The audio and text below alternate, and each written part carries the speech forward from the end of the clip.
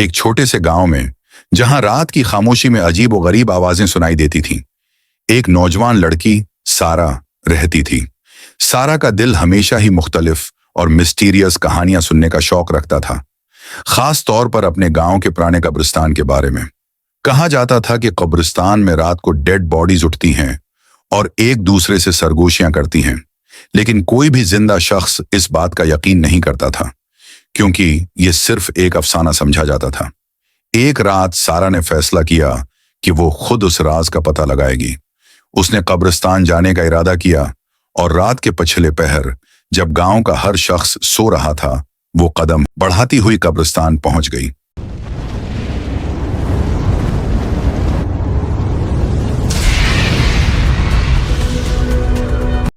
सारा कब्रिस्तान में दाखिल हुई और जैसे ही उसके कदम मिट्टी पर पड़े, एक अजीब सी ठंडी हवा चलने लगी।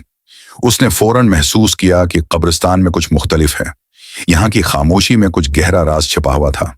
और अचानक उसने कुछ सरगोशियां सुने जो नर्म और मध्यम थीं, लेकिन साफ तौर पर वो लफ्जों की शक्ल में बदल रही थीं। आओ, हम तुम्हारा इंतजार कर रहे हैं। सारा का दिल धड़कने लगा, लेकिन उसने खौफ पर काबू पाते हुए आगे बढ़ने की कोशिश की।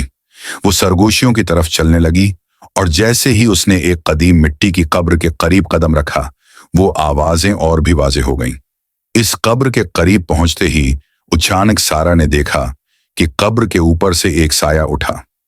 साया एक शक्ल में तब्दील होने लगा और एक बूढ़ा आदमी सामने आकर खड़ा हो गया।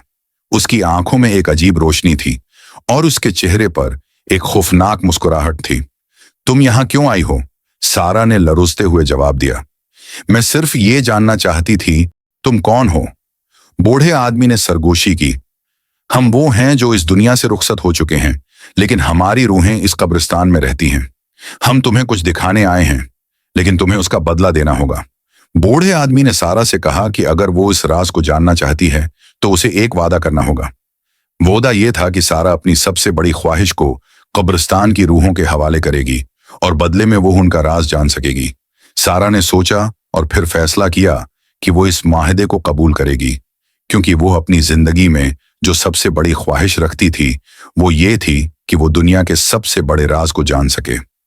जैसे ही सारा ने वादा किया, बूढ़े आदमी ने उसके सामने एक गहरे गड्ढे में नजर आने वाली एक किताब को निकाला। इस किताब में वो सब कुछ था जो सारा ने कभी नहीं सोचा था।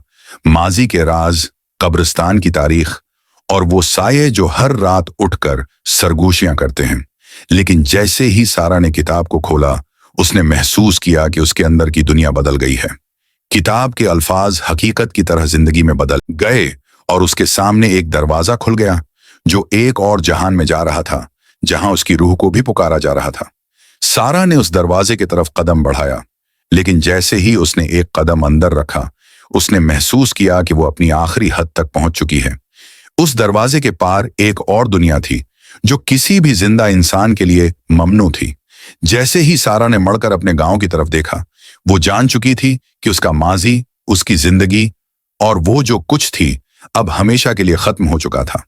उसका इंतखाब एक ऐसी दुनिया में रहने का था जहां सिर्फ वो ही थी जो इन सरगोशियों के राज को जान चुकी थी। अब वो कभी भी वापस नहीं आ सकती थी और कब्रिस्तान की रूहों का हिस्सा बन चुकी थी। गांव में सारा का नाम आज भी जिंदा है, लेकिन कोई भी उसे नहीं देख सकता। हर रात कब्रिस्तान से सरगोशियां सुनाई देती हैं और वो जो इन्हें सरगोशियों को सुनते हैं, वो भी कभी वापस नहीं आते।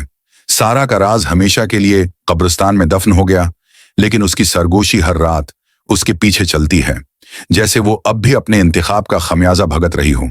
ये कहानी हमें ये सिखाती है कि कभी भी किसी पुरअसरार हकीकत को जानने की कोशिश न करें, क्योंकि हर राज की कीमत होती है और कुछ राज ऐसे होते हैं जो आपको हमेशा के लिए बदल देते हैं। और अगर आपको ये वीडियो पसंद आई हो और आप मजीद वीडियोस देखना चाहते हो, तो हमारे चैनल पर मौजूद दूसरी वीडियो जरूर देखें। लाइक के बटन को प्रेस करना ना भूलें और मजीद जबरदस्त कहानियों के लिए सब्सक्राइब करें।